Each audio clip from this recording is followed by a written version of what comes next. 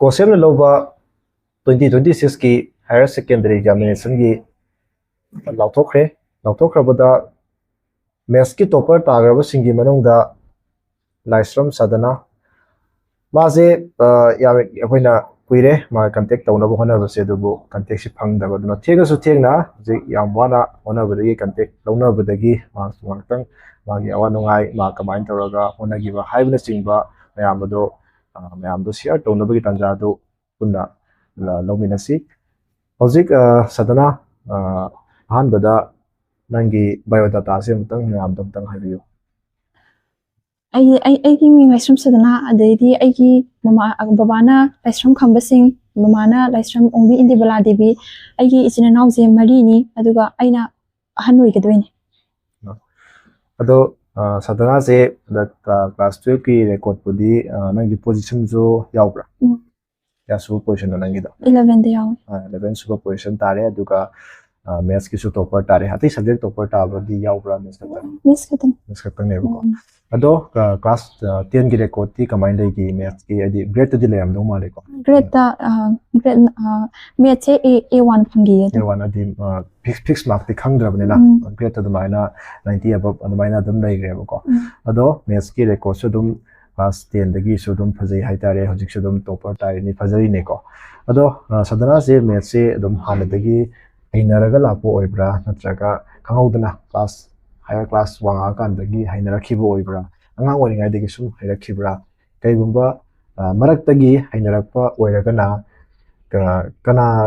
motivation अम दिले लेरंगनेबो कोन माइ मरक्ता हाइरखिबा कांगबुसिना अदु लैब्रा नत्रगा अंगांग ओरिङाइदगी अदुम हाइरगा Lapra हाइबगी मतादुम share तोबियोनि अदुम maths से अदुम अंगांग ओरिङाइदे अदुम हाइनरगा अदुम लाए हाइनरगा अदुम लाएबको अदुदि समझना बैकग्राउंड से मा बेसिक तगी हौरगा फजना क्लियर ओय हाइबने नत्र अदो सदना ना अखोगी मैथ्स की क्लास 12 की मैथ्स से होनरको मतम से सिदा अखोगी मैथ्स से वॉल्यूम जिखर चावेदना को होय हजिक पुदि सिलेबस कै की खरा कखिबगी खरा हंधाबसु लेरे अदो इवन का ए हारा फावदा अतै सब्जेक्ट कै यंगनाबदा मैथ्स से दुम वॉल्यूम खरा चावेबको अदो चावरिबसे होल सही अमगी मतम हाइना सुपरा फंगमोय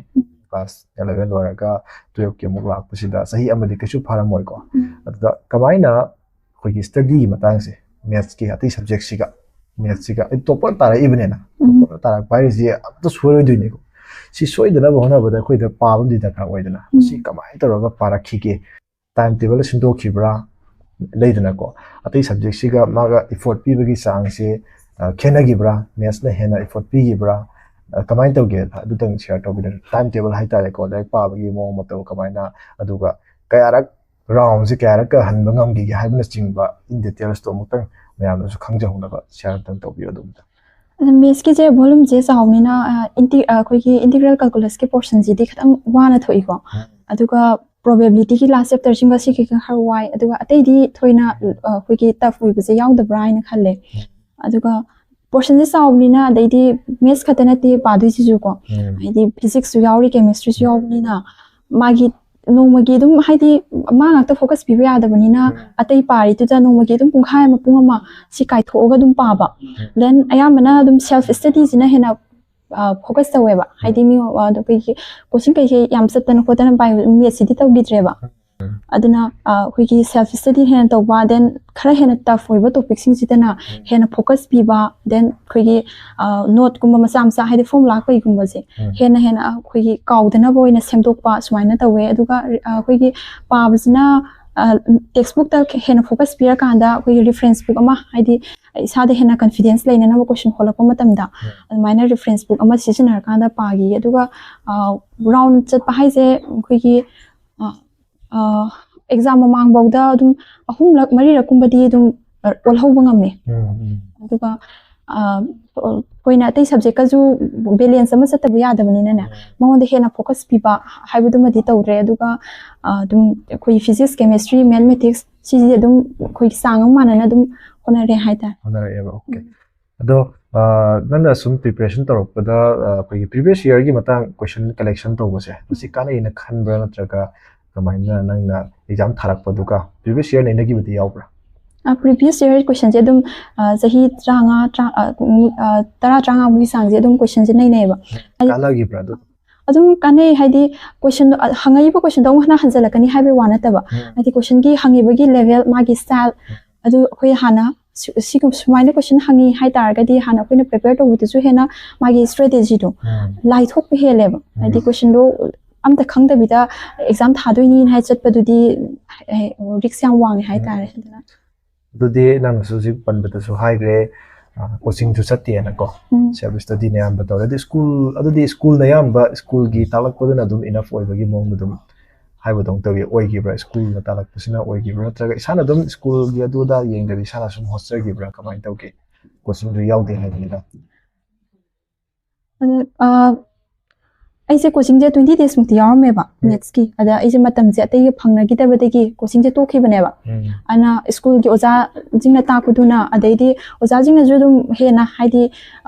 darkar le ba matam da dum khoi ki hangna ba khot pa ya ba ki facilities ju dum pi ba aduga isana he na self study to ba sumaina to adi ayam bana isana hona bana he na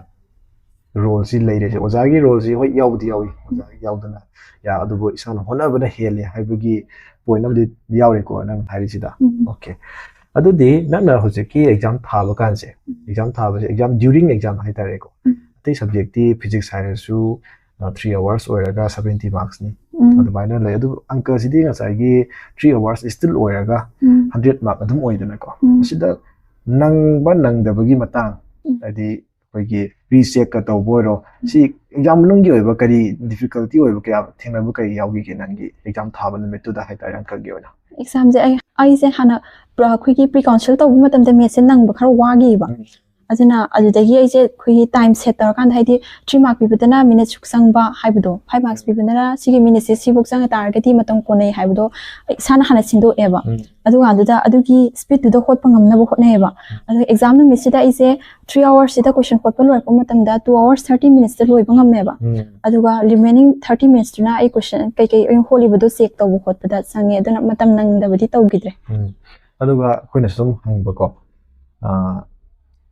99 phangbasu yarom duina ko khangdi ko kana wedi expose tawdrabani na ko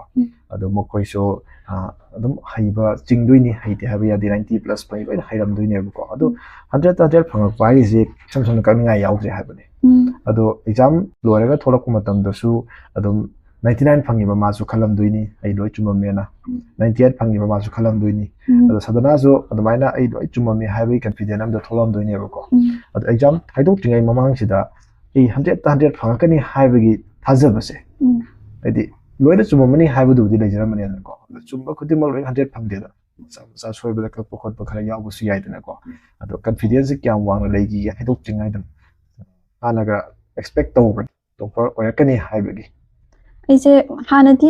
topper mak oirakani haibudi khande ko aduga exam halakona mit aise 100 phang pa yai haibagi thajabudi leba aduga aise exam halakanda ina irami question jingje habet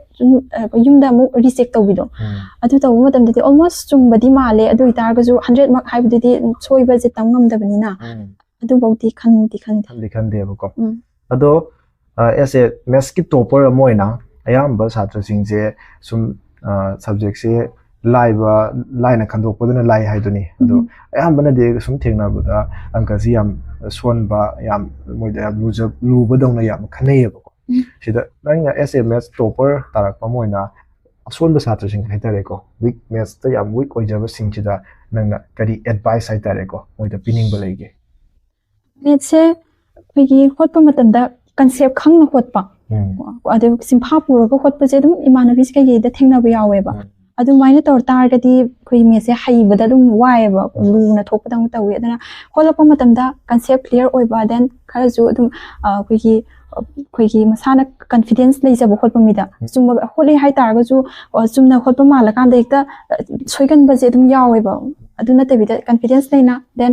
holapa matam da yamna khoi kam oina khotpa hai tar ko yamna tension le ko khotpa ji ju angka ji ta deba aduna khoi concept clear oiba then angko khotpa matam da chada confidence level ko loina na yamna kam oina tension leita bidu khotpa sumai tar ta de dum me se dum lai thok kani na khale ado khoina me se haige hairaga di me se haining bagi apam bana phau gadabani haibasi chumbra kya twain taw hai tinga hidane subject se met oigera am oigera ꯍꯩꯅꯤꯡꯕꯒꯤ ꯏꯈꯧ ꯂꯥꯡꯕ ꯑꯃ ꯁꯤ ꯍꯥꯟꯅ ꯐꯥꯎꯕ ꯑꯃ ꯆꯪꯕ꯭ꯔꯥ ꯆꯪꯗꯕ꯭ꯔꯥ ꯁꯤꯅꯤ ꯁꯤꯖꯤꯃꯗꯤ ꯍꯥꯟꯅ ꯆꯪꯉꯦꯅ ꯈꯜꯂꯦ ꯍꯥꯏꯗꯤ ꯑꯦꯅꯤ ꯁꯕꯖꯦꯛ ꯃꯦꯠꯁ ꯑꯣꯏꯒꯦꯔꯥ ꯀꯦꯃꯤꯁꯇ꯭ꯔꯤ ꯑꯣꯏꯒꯦꯔꯥ ꯐꯤꯖꯤꯛꯁ ꯑꯣꯏꯒꯦꯔꯥ ꯏꯁꯥꯗ ꯏꯈꯧ ꯂꯥꯡꯕ ꯑꯃ ꯐꯥꯎꯗꯅ ꯑꯩꯅ ꯍꯣꯠꯅꯕꯁꯤ ꯉꯝꯗꯦꯕ ꯆꯨꯝꯃꯦꯀꯣ ꯁꯤꯃꯗꯤ ꯑꯗꯨꯗꯤ ꯍꯧꯖꯤꯛꯁꯦ ꯃꯦꯠꯁꯁꯨ ꯇꯣꯞꯄꯔ ꯇꯥꯔꯦ ꯇꯣꯞꯄꯔ ꯇꯥꯔꯒ ꯍꯦꯛꯇ ꯑꯇꯩ ꯁꯕꯖꯦꯛ ꯇꯣꯞꯄꯔ ꯇꯥꯗ꯭ꯔꯤ ꯍꯥꯏꯅ ꯍꯩꯇꯦ ꯍꯥꯏꯕ ꯌꯥꯕ ꯅꯠꯇꯦ ꯖꯁ ꯇꯧꯅꯤꯡꯉꯥꯏ ꯌꯥꯎꯗꯅ ꯑꯗꯨꯝ 100 ꯐꯪꯈ꯭ꯔꯦ ꯍꯥꯏꯕꯅꯤ ꯑꯗꯣ ꯍꯧꯖꯤꯛ ꯅꯪꯒꯤ ꯃꯈꯥ ꯇꯥꯕ ꯀꯦꯔꯤꯌꯔ ꯍꯥꯏꯇꯥꯔꯦꯀꯣ ꯃꯁꯤ ꯀ꯭ꯂꯥꯁ 12 ꯂꯣꯏꯔ ꯃꯇꯨꯡꯗ ꯅꯪꯒꯤ ꯇꯣꯉꯥꯟ ꯇꯣꯉꯥꯟꯕ ꯑꯦꯆꯤꯞꯃꯦꯟ ꯃꯌꯥꯝ ꯐꯪꯉꯦ ꯀꯔꯤ ꯅꯪꯒꯤ ꯑꯦꯝ ꯍꯥꯏꯇꯥꯔꯦꯀꯣ ꯀꯔꯤ ꯑꯁꯥ ꯅꯪꯒꯤ ꯋꯥꯈꯜꯗ ꯀꯔꯤ ꯇꯧꯒꯦꯅ ꯃꯈꯥ ꯇꯥꯅ ꯀꯔꯤ ꯇꯧꯒꯦꯅ ꯈꯟꯕ ꯂꯩꯒꯦ ꯑꯩꯁꯦ ꯃꯈꯥ ꯇꯥꯅ ꯑꯩꯈꯣꯏꯒꯤ ꯖꯦꯅꯔꯦꯜ ꯂꯥꯏꯟꯗ ꯐꯔꯗꯔ ꯁ꯭ꯇꯗꯤ ꯇꯧꯔꯀꯥꯟꯗ ꯁꯤꯚꯤꯜ ꯁꯔꯚꯤꯁ ꯊꯥꯒꯦꯅ ꯈꯜꯂꯦ ꯑꯗꯨꯃꯥꯏꯅ ꯊꯥꯒꯦꯅ ꯈꯜꯂꯦꯕꯀꯣ ꯑꯗꯨꯗꯤ ꯅꯪꯅ ꯁꯤꯚꯤꯜ ꯁꯔꯚꯤꯁ ꯊꯥꯒꯦꯅ ꯈꯜꯂꯛꯑꯗꯤ ꯖꯦꯅꯔꯦꯜ ꯂꯥꯏꯟ ꯆꯠꯂꯛꯑꯅꯤ ꯁꯕꯖꯦꯛꯁꯤꯗꯤ ꯅꯪꯅ ꯁꯨꯝ ꯃꯦꯠꯁꯇ ꯇꯣꯞꯄꯔ ꯂꯧꯔꯕꯅꯤꯅ ꯃꯦꯠꯁ ꯂꯧꯒꯦꯅ ꯑꯗꯨꯝ ꯈꯟꯕ꯭ꯔꯥ ꯅꯠꯇ꯭ꯔꯒ ꯑꯇꯣꯞꯄ ꯑꯥꯔꯠꯁꯀꯨꯝꯕꯗ ꯍꯣꯡꯕꯒꯤ ꯑꯄꯥꯝꯕ ꯂꯩꯕ꯭ꯔꯥ ꯑꯇꯣꯞꯄ ꯀꯔꯤ ꯁꯕꯖꯦꯛ ꯍꯧꯖꯤꯛꯇꯤ ꯗꯤꯁꯤꯖꯟ ꯂꯧꯕ ꯃꯇꯝ ꯌꯧꯔꯦꯗꯅꯀꯣ ꯇꯝꯗꯧꯔꯕꯅꯤꯅ ꯑꯗꯨ ꯀꯃꯥꯏꯅ ꯑꯗꯨꯒꯤ ꯗꯤꯁꯤꯖꯟꯗꯨ ꯂꯧꯔꯒꯦ ꯑꯩꯁꯦ ꯐꯤꯖꯤꯛꯁ ꯅꯠꯇ꯭ꯔꯒ ꯀꯦꯃꯤꯁꯇ꯭ꯔꯤꯗ ꯑꯣꯏꯅ ꯇꯝꯒꯦꯅ ꯈꯜꯂꯦ ꯍꯥꯏꯗꯤ ꯑꯩꯅ ꯍꯦꯟꯅ ꯃꯦꯠꯁꯇ 100 ꯐꯪ ꯇꯥꯔꯁꯨ ꯍꯦꯟꯅ ꯄꯦꯁꯟ ꯑꯃ ꯂꯩꯕꯁꯦ ꯐꯤꯖꯤꯛꯁꯇꯅ ꯈꯔ ꯍꯦꯟꯕ ꯃꯥꯟꯕ ꯍꯥꯏꯗꯤ ꯃꯥꯔꯛ ꯍꯥꯏꯕꯁꯤꯗꯤ ꯃꯥꯔꯛꯅꯤ ꯅꯠꯇ꯭ꯔꯥ ꯑꯗꯣ ꯏꯁꯥꯗ ꯍꯩꯅꯕ ꯁꯕꯖꯦꯛ ꯍꯥꯏꯕ ꯑꯃꯁꯨ ꯂꯩ ꯆꯨꯝꯃꯦꯀꯣ ꯍꯥꯏꯗꯤ ꯍꯩꯅꯔꯒ ꯍꯦꯛꯇ 100 ꯐꯪꯒꯅꯤ ꯍꯩꯅꯗ꯭ꯔꯒ ꯍꯦꯛꯇ 100 ꯐꯪꯉꯣꯏ ꯍꯥꯏꯕꯗꯤ ꯂꯩꯇꯦꯕ ꯅꯠꯇ꯭ꯔꯥ ꯑꯗꯨ ꯅꯪꯅ ꯇꯣꯞꯄꯔꯃꯛ ꯇꯥꯈꯤꯗ꯭ꯔꯁꯨ ꯅꯪꯉꯣꯟꯗ ꯍꯦꯟꯅ ꯍꯩꯅꯖꯕꯁꯤ ꯐꯤꯖꯤꯛꯁꯀ ꯀꯦꯃꯤꯁꯇ꯭ꯔꯤꯒꯅꯤ ꯁꯤꯅꯦꯕꯀோ ꯑꯗꯨꯅ ꯃꯥꯔꯛꯇ ꯌꯦꯡꯕ ꯌꯥꯗꯦ ꯆꯨꯝꯃꯦꯀꯣ ꯍꯥꯏꯗꯤ ꯑꯩꯈꯣꯏꯅ ꯐꯔꯗꯔ ꯁ꯭ꯇꯗꯤ ꯇꯧꯕꯗ ꯃꯥꯔꯛꯇ ꯌꯦꯡꯉꯒ ꯆꯠꯈ꯭ꯔꯒꯗꯤ ꯑꯩꯅ ꯍꯩꯅꯗꯕ ꯄꯣꯠꯇꯨ ꯑꯣꯏꯔꯝꯃꯒꯗꯤ ꯋꯥꯗꯣꯏꯅꯦꯕ ꯑꯗꯨꯕꯨ ꯃꯥꯔꯛ ꯋꯥꯡꯒꯦꯔꯥ ꯅꯦꯝꯒꯦꯔꯥ ꯑꯩꯅ ꯍꯩꯅꯖꯕ ꯁꯕꯖꯦꯛꯇꯨꯗ ꯑꯗꯨꯝ ꯆꯠꯈ꯭ꯔꯒꯗꯤ ꯑꯩꯈꯣꯏꯁꯦ ꯑꯐꯥꯎꯕ ꯏꯟꯕ ꯑꯗꯨꯝ ꯉꯝꯗꯣꯏꯅꯦꯕꯀꯣ ꯑꯣꯀꯦ ꯃꯥꯏ ꯄꯥꯛꯄꯁꯨ ꯑꯗꯨꯝ ꯑꯣꯏꯕꯤꯌꯨ ꯑꯗꯣ ꯄꯦꯔꯦꯟꯁꯁꯤꯡꯒꯤ ꯁꯄꯣꯔꯠꯁꯤ ꯀꯃꯥꯏꯅ ꯇꯧꯔꯒ ꯂꯩꯒꯦ ꯅꯪꯒꯤ ꯀ꯭ꯂꯥꯁ 11 12ꯀꯤ ꯖꯔꯅꯤꯁꯤꯗ ꯑꯩꯒꯤꯁꯦ ꯑꯩꯗꯤ ꯑꯩꯈꯣꯏ ꯏꯃꯥ ꯕꯕꯥꯒꯗꯤ ꯂꯩꯃꯤꯟꯅꯗ꯭ꯔꯕꯅꯤꯅ ꯐꯥꯏꯅꯥꯟꯁꯤꯌꯦꯜ ꯁꯄꯣꯔꯠꯄꯨꯗꯤ ꯃꯣꯏꯅ ꯑꯗꯨꯝ ꯇꯧꯔꯛꯑꯦꯕ ꯑꯗꯨꯒ ꯃꯦꯟꯇꯦꯜꯂꯤ ꯗꯦꯟ ꯏꯃꯣꯁꯅꯦꯜꯂꯤꯗꯤ ꯑꯩꯈꯣꯏꯒꯤ ꯁꯤꯗ ꯑꯩꯈꯣꯏꯒꯤ ꯏꯕꯣꯛ ꯍꯣꯏ ꯑꯗꯩꯗꯤ ꯑꯩꯈꯣꯏꯒꯤ ꯏꯟꯗꯣꯆꯥ ꯍꯣꯏ ꯂꯩꯔꯤꯕ ꯃꯌꯥꯝ ꯑꯗꯩꯗꯤ ꯑꯩꯈꯣꯏꯒꯤ ꯃꯥꯃ ꯑꯃ ꯂꯩꯀꯣ ꯃꯥꯁꯤꯅ ꯑꯗꯨꯝ ꯑꯩꯒꯤ ꯀꯣꯆꯤꯡ ꯀꯩꯀꯩ ꯊꯤꯟꯕ ꯗꯦꯟ ꯑꯩꯒꯤ ꯑꯦꯅꯤ ꯗꯔꯀꯥꯔ ꯂꯩꯔꯛꯄ ꯂꯥꯏꯔꯤꯛꯀꯤ ꯃꯔꯝꯗ ꯗꯔꯀꯥꯔ ꯂꯩꯔꯛꯄ ꯃꯇꯝꯗ ꯃꯥꯅ ꯑꯗꯨꯝ ꯇꯧꯕꯤꯌꯦꯕ ꯑꯗꯨꯗꯤ ꯍꯧꯖꯤꯛꯁꯦ ꯅꯪꯅ ꯆꯠꯅꯤꯡꯉꯤꯕ ꯂꯝꯁꯦ ꯏꯃꯥ ꯏꯄꯥꯁꯨ ꯅꯥꯀꯟꯗ ꯐꯝꯃꯤ ꯃꯣꯏꯗꯗꯤ ꯍꯥꯟꯅ ꯅꯪ ꯈꯪꯍꯜꯂꯕ꯭ꯔꯥ ꯅꯪꯒꯤ ꯑꯗꯨꯒꯤ ꯑꯄꯥꯝꯕꯁꯦ ꯈꯪꯍꯜꯂꯦ ꯑꯗꯨ ꯑꯌꯥꯕꯗꯤ ꯄꯤꯔꯕ꯭ꯔꯥ ꯍꯥꯏꯗꯤ ꯍꯥꯏꯌꯦꯁ ꯂꯦꯚꯦꯜꯅꯤꯀꯣ ꯅꯪ ꯈꯜꯂꯤꯁꯤꯕꯨꯗꯤ ꯑꯗꯨꯏꯁꯨ ꯃꯗꯨ ꯌꯧꯅ ꯆꯠꯄ ꯍꯥꯏꯁꯦ ꯑꯔꯥꯏꯕ ꯊꯕꯛꯇꯤ ꯅꯠꯇꯦꯕ ꯅꯠꯇ꯭ꯔꯥ ꯌꯥꯝ ꯑꯩꯈꯣꯏ ꯌꯥꯝ ꯆꯪꯉꯦ ꯍꯥꯏꯇꯥꯔꯦꯀꯣ ꯃꯔꯛꯁꯤꯗ ꯃꯗꯨ ꯃꯌꯥꯝꯗꯨꯒꯤ ꯐꯨꯜ ꯁꯄꯣꯔꯠ ꯇꯧꯔꯅꯤꯒꯗꯤ ꯍꯥꯏꯔꯛꯈ꯭ꯔꯕ ꯑꯍꯥꯟꯕꯗꯗꯤ ꯃꯣꯏꯁꯨ ꯃꯦꯗꯤꯀꯦꯜ ꯑꯣꯏꯅ ꯇꯝꯃꯨꯅ ꯍꯥꯏꯔꯝꯃꯦꯕ ꯑꯗ ꯀꯣꯟꯅ ꯁꯨꯝ ꯑꯩ ꯀꯌꯥ ꯄꯥꯝꯖꯗꯕ ꯃꯦꯗꯤꯀꯦꯜꯁꯦ ꯑꯗꯨꯅ ꯑꯗꯨꯃꯥꯏꯅ ꯀꯟꯚꯤꯟꯁ ꯇꯧꯕꯗꯒꯤꯗꯤ ꯃꯣꯏꯁꯨ ꯑꯗꯨꯝ ꯌꯥꯔꯛꯑꯦ ꯍꯧꯖꯤꯛꯇꯤ ꯑꯗꯨꯝ ꯐꯨꯜ ꯁꯄꯣꯔꯠ ꯍꯣꯏ ꯑꯗꯨ ꯍꯣꯔꯦꯟ ꯏꯃꯥ ꯏꯄꯥꯒꯤꯗꯁꯨ ꯑꯗꯨꯝ ꯑꯣꯄꯤꯅꯤꯌꯟ ꯑꯗꯨꯝ ꯂꯥꯛꯈꯤꯒꯦꯕꯀꯣ ꯑꯗꯣ ꯍꯧꯖꯤꯛꯁꯦ ꯑꯩꯈꯣꯏꯅ ꯃꯔꯨꯑꯣꯏꯅ ꯑꯪꯀꯒꯤ ꯑꯗꯨꯝ ꯆꯠꯁꯦꯕꯀꯣ ꯍꯥꯏꯗꯤ ꯅꯪ ꯑꯇꯩ ꯄꯣꯖꯤꯁꯟ ꯑꯗꯨꯗ ꯑꯗꯨꯝ ꯅꯥꯀꯟ ꯊꯝꯈ꯭ꯔꯒ ꯃꯦꯠꯁ ꯍꯥꯏꯕꯁꯤꯗ ꯈꯔ ꯍꯦꯟꯅ ꯐꯣꯀꯁ ꯄꯤꯁꯦꯕ ꯑꯩꯅꯁꯨ ꯃꯦꯠꯁꯀꯤꯗ ꯍꯦꯟꯅ ꯐꯣꯀꯁ ꯄꯤꯔꯒ ꯂꯥꯛꯄꯅꯤꯅ ꯑꯩꯈꯣꯏꯒꯤ ꯑꯦꯛꯖꯥꯝ ꯃꯇꯝꯁꯤꯗ ꯁꯥꯇ꯭ꯔ ꯈꯨꯗꯤꯡꯃꯛꯇ ꯊꯣꯛꯀꯟꯕ ꯀꯃꯟ ꯃꯤꯁꯇꯦꯛꯀꯗꯤ ꯅꯪꯅ ꯁꯤꯒꯨꯝꯕꯁꯤ ꯀꯃꯟ ꯃꯤꯁꯇꯦꯛ ꯌꯥꯝ ꯑꯣꯏꯒꯜꯂꯤ ꯀꯥꯏꯅ ꯈꯪꯕꯁꯤ ꯅꯪꯒꯤ ꯑꯣꯏꯕ ꯂꯩꯕ꯭ꯔꯥ ꯀꯃꯟ ꯃꯤꯁꯇꯦꯛꯁꯦ ꯅꯪꯒꯤ ꯅꯠꯇ꯭ꯔꯁꯨ ꯑꯦꯚ꯭ꯔꯤ ꯁꯥꯇ꯭ꯔ ꯈꯨꯗꯤꯡꯃꯛꯇ ꯁꯤꯃꯗꯤ ꯀꯃꯟ ꯃꯤꯁꯇꯦꯛ ꯑꯗꯨꯝ ꯂꯩꯒꯜꯂꯤ ꯀꯥꯏꯅ ꯈꯟꯕ ꯈꯪꯍꯧꯅꯕꯅꯤꯀꯣ ꯃꯈꯥ ꯇꯥꯕꯁꯤꯕꯨ ꯌꯦꯡꯉꯤꯕ ꯁꯥꯇ꯭ꯔ ꯀ꯭ꯂꯥꯁ 11 ꯀꯥꯕ ꯑꯣꯏꯔꯣ 10 ꯀꯥꯕ ꯃꯣꯏ ꯀꯥꯡꯕꯨꯁꯤꯅ ꯌꯦꯡꯍꯧꯅꯕ ꯍꯥꯏꯇꯥꯔꯦ ꯅꯪꯒꯤ ꯑꯣꯄꯤꯅꯤꯌꯟ ꯃꯣꯏꯅ ꯇꯥꯍꯧꯅꯕꯅꯦꯕ ꯍꯥꯏꯁꯦ ꯂꯩꯇ꯭ꯔꯒꯁꯨ ꯂꯩꯇꯦꯀꯣ ꯏꯐ ꯅꯪꯅ ꯁꯤꯒꯨꯝꯕꯁꯤ ꯍꯥꯏꯕ ꯑꯃ ꯂꯩꯔꯒꯗꯤ ꯑꯗꯨꯃꯇꯪ ꯂꯩꯇ꯭ꯔꯒꯅ ꯂꯩꯇ꯭ꯔꯦꯀꯣ ꯃꯤꯁꯇꯦꯛꯁꯦ ꯑꯩꯒꯤ ꯑꯣꯏꯅꯗꯤ ꯈꯪꯖꯩ ꯑꯗꯨꯒ ꯑꯇꯣꯞꯄꯒꯤ ꯑꯣꯏꯅꯗꯤ ꯅꯪꯒꯤ ꯑꯣꯏꯅꯁꯨ ꯁꯤꯌꯔ ꯇꯧꯕ ꯀꯥꯏꯗꯦ ꯑꯩꯒꯤ ꯑꯣꯏꯅꯗꯤ ꯑꯩꯈꯣꯏꯒꯤ ꯑꯪꯀꯁꯦ ꯍꯣꯠꯂꯛꯄ ꯃꯇꯝꯗ ꯑꯩꯈꯣꯏꯒꯤ ꯈꯪꯉꯦ ꯀꯥꯏꯅ ꯊꯝꯖꯤꯟꯈ꯭ꯔꯀꯥꯟꯗ ꯑꯩꯈꯣꯏꯒꯤ ꯁꯤꯁꯤꯃꯗꯤ ꯐꯖꯅ ꯈꯪꯉꯦ ꯀꯥꯏꯅ ꯊꯝꯖꯤꯟꯈ꯭ꯔꯀꯥꯟꯗ ꯀꯣꯟꯅ ꯑꯩꯈꯣꯏꯒꯤ ꯔꯤꯚꯤꯖꯟꯒꯨꯝꯕ ꯀꯩꯁꯦ ꯈꯔ ꯋꯥꯠꯂꯨꯕ ꯃꯇꯝꯗꯅꯦ ꯑꯃꯨꯛ ꯍꯟꯅ ꯄꯥꯔꯛꯄ ꯃꯇꯝꯗ ꯑꯃꯨꯛ ꯀꯥꯎꯔꯝꯕ ꯅꯠꯇ꯭ꯔꯥ ꯑꯗꯩꯗꯤ ꯑꯩꯈꯣꯏꯒꯤ ꯆꯨꯝꯃꯅꯤꯅ ꯍꯣꯠꯂꯛꯄ ꯃꯇꯝꯗ ꯑꯗꯨꯝ ꯁꯤꯗꯤ ꯌꯥꯔꯅꯤꯗ ꯀꯥꯏꯅ ꯑꯗꯨꯝ ꯊꯥꯗꯣꯛꯑꯝꯕ ꯌꯥꯎꯋꯦꯕ ꯑꯗꯨꯗ ꯑꯣꯏꯅ ꯃꯤꯁꯇꯦꯛ ꯍꯥꯏꯗꯤ ꯍꯌꯦꯡ ꯃꯥꯔꯛ ꯁꯣꯟꯊꯔꯛꯄ ꯁꯤꯒꯨꯝꯕꯁꯦ ꯌꯥꯎꯋꯦ ꯑꯩꯒꯤ ꯌꯥꯎꯋꯦꯕꯀꯣ ꯄꯥꯕꯨꯡ ꯏꯆꯥꯅꯨꯄꯤꯒꯤ ꯉꯁꯥꯏꯒꯤ ꯃꯥꯒꯤ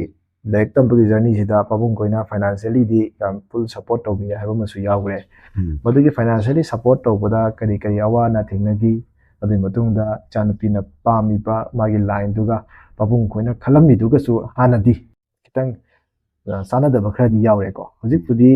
ꯀ꯭ꯂꯤꯌꯔ ꯑꯣꯏꯔꯦ ꯍꯥꯏꯔꯦꯀꯣ ꯑꯗꯣ ꯀꯔꯤ ꯑꯁꯤꯒꯤ ꯃꯇꯥꯡꯗ ꯄꯥꯕꯨꯡꯒꯤ ꯑꯣꯏꯕ ꯃꯣꯠ ꯍꯥꯏꯇꯥꯔꯦꯀꯣ ꯏꯆꯥꯅꯨꯄꯤꯅ ꯄꯥꯝꯃꯤꯁꯤ ꯄꯥꯕꯨꯡ ꯈꯣꯏꯁꯨ ꯑꯗꯨꯝ ꯌꯥꯔꯦꯅ ꯈꯟꯕ꯭ꯔꯥ ꯄꯥꯕꯨꯡ ꯈꯣꯏꯅ ꯄꯥꯝꯃꯝꯃꯤꯗꯨꯅ ꯀꯔꯤ ꯃꯔꯝꯒꯤ ꯄꯥꯝꯃꯤꯅꯣ ꯇꯧꯍꯟꯅꯤꯡꯕꯒꯤ ꯑꯄꯥꯝꯕꯗꯤ ꯑꯗꯨꯝ ꯂꯩꯔꯤꯕ꯭ꯔꯥ ꯍꯥꯏꯕꯗꯨꯒꯤ ꯑꯣꯄꯤꯅꯤꯌꯟ ꯑꯝꯇꯪ ꯐꯣꯡꯗꯣꯛꯄꯤꯌꯨꯅꯤ ꯐꯥꯏꯅꯥꯟꯁꯤꯌꯦꯜꯒꯤ ꯑꯣꯏꯔꯁꯨ ꯂꯣꯏꯅ ꯄꯨꯝꯅꯃꯛ ꯍꯥꯏꯇꯥꯔꯦꯀꯣ ꯑꯗꯣ ꯑꯍꯥꯟꯕꯗꯤ ꯐꯥꯏꯅꯥꯟꯁꯤꯌꯦꯜꯒꯤꯁꯦ ꯑꯩꯁꯨ ꯍꯥꯟꯅ ꯑꯣꯖꯥ ꯑꯣꯏꯔꯝꯕꯅꯤꯅ ꯍꯧꯖꯤꯛ ꯄꯦꯖꯤ ꯆꯠꯂꯒꯁꯨ ꯄ꯭ꯔꯣꯕ꯭ꯂꯦꯝ ꯊꯣꯏꯗꯣꯛꯅ ꯂꯩꯔꯝꯗꯦ ꯑꯗꯣ ꯍꯧꯖꯤꯛꯁꯨ ꯑꯩꯈꯣꯏ ꯁꯨꯅ ꯈꯣꯠꯂꯒ ꯃꯥꯏ ꯑꯄꯥꯝꯕꯗꯣ ꯑꯗꯨꯝ ꯆꯠꯂꯝꯒꯦꯅ ꯈꯜꯂꯤ ꯃꯥꯅ ꯃꯌꯥꯝꯒꯤ ꯁꯦꯕꯥ ꯇꯧꯅꯤꯡꯕ ꯈꯣꯠꯅꯤꯡꯕ ꯃꯥ ꯏꯁꯥꯅ ꯄꯥꯝꯖꯕꯗꯨꯗ ꯑꯩꯁꯨ ꯑꯗꯨꯝ ꯉꯝꯅ ꯍꯣꯠꯅꯔꯒ ꯒꯥꯔꯖꯤꯌꯥꯟ ꯑꯃ ꯑꯣꯏꯅ ꯃꯄꯥ ꯑꯃ ꯑꯣꯏꯅ ꯇꯧꯒꯦꯅ ꯈꯜꯂꯤ ꯑꯗꯣ ꯄꯥꯕꯨꯡ ꯈꯣꯏꯅ ꯃꯦꯗꯤꯀꯦꯜ ꯊꯥꯍꯟꯅꯤꯡꯕꯒꯤ ꯑꯄꯥꯝꯕ ꯐꯥꯎꯔꯝꯃꯤꯁꯦ ꯃꯁꯤ ꯀꯔꯤ ꯋꯥꯈꯟꯗꯒꯤ ꯑꯗꯨꯝ ꯄꯥꯕꯨꯡ ꯈꯣꯏꯗ ꯐꯥꯎꯈꯤꯕꯅꯣ ꯑꯗꯨ ꯃꯇꯪ ꯍꯥꯏꯗꯤ ꯃꯥꯁꯦ ꯁꯦꯡꯅ ꯍꯥꯏꯔꯕꯗ ꯑꯩꯈꯣꯏꯒꯤ ꯍꯧꯈꯤꯕ ꯃꯦꯇ꯭ꯔꯤꯛ ꯍꯦꯛ ꯍꯧꯔꯛꯄꯗꯣ ꯄꯩꯈꯥ ꯂꯧꯔꯛꯄ ꯑꯗꯨꯗ ꯃꯁꯥꯁꯤ ꯉꯝꯗꯕ ꯈꯣꯠꯇꯗꯅ ꯑꯩꯈꯣꯏ ꯑꯣꯄꯔꯦꯁꯟ ꯇꯧꯕ ꯈꯣꯠꯄ ꯗꯥꯛꯇꯔꯗꯒ ꯌꯥꯝꯅ ꯉꯁꯥꯏꯒꯤ ꯆꯠꯄ ꯈꯣꯠꯄ ꯇꯧꯈꯤꯕꯀꯣ ꯍꯧꯖꯤꯛꯇ ꯈꯔ ꯐꯔꯛꯑꯕꯅꯤ ꯑꯗꯣ ꯃꯥꯁꯨ ꯆꯦꯛꯁꯨ ꯈꯔ ꯆꯠꯂꯤ ꯑꯗꯩꯗ ꯗꯥꯛꯇꯔꯁꯤꯅ ꯊꯥꯞꯅ ꯂꯩꯕꯅꯤꯅ ꯑꯅꯛꯄꯗ ꯑꯩꯈꯣꯏ ꯑꯗꯨꯁꯨ ꯗꯥꯛꯇꯔꯁꯤ ꯀꯌꯥ ꯑꯐꯕꯁꯤ ꯍꯦꯛ ꯂꯩꯇꯕꯗꯨꯗ ꯗꯥꯛꯇꯔꯒꯨꯝꯕ ꯂꯥꯏꯟꯗꯒ ꯆꯠꯂꯗꯤ ꯃꯥꯁꯤ ꯃꯁꯥ ꯇꯨꯡꯁꯤꯗ ꯑꯗꯒꯤ ꯃꯥꯒꯤ ꯆꯦꯛꯁꯤꯟꯕ ꯈꯣꯠꯆꯟꯕ ꯅꯥꯗ ꯌꯦꯛꯇꯕ ꯈꯣꯠꯇꯕꯗꯣ ꯈꯨꯗꯣꯡ ꯆꯥꯒꯗ꯭ꯔꯅ ꯈꯜꯂꯝꯕꯅꯦꯕ ꯑꯗ ꯍꯧꯖꯤꯛꯇꯤ ꯃꯥꯅꯁꯨ ꯑꯗꯩ ꯍꯦꯟꯅ ꯆꯥꯎꯕ ꯍꯥꯏꯕ ꯇꯥꯔꯦ ꯁꯤꯚꯤꯜ ꯁꯥꯔꯚꯤꯁ ꯔꯣꯝꯗ ꯃꯥꯏ ꯑꯣꯏꯅꯕ ꯄꯥꯝꯃꯦꯅ ꯍꯥꯏꯔꯕꯅꯤꯅ ꯃꯥꯁꯨ ꯈꯔ ꯍꯣꯠꯅꯕꯁꯨ ꯀꯟꯕꯅꯤꯅ ꯃꯥꯅ ꯑꯄꯥꯝꯕꯁꯤꯗ ꯑꯗꯨꯝ ꯇꯧꯍꯜꯂꯒꯦꯅ ꯈꯜꯂꯤ ꯑꯗꯣ ꯏꯆꯥꯒꯤ ꯑꯦꯆꯤꯞꯃꯦꯟꯁꯤꯗ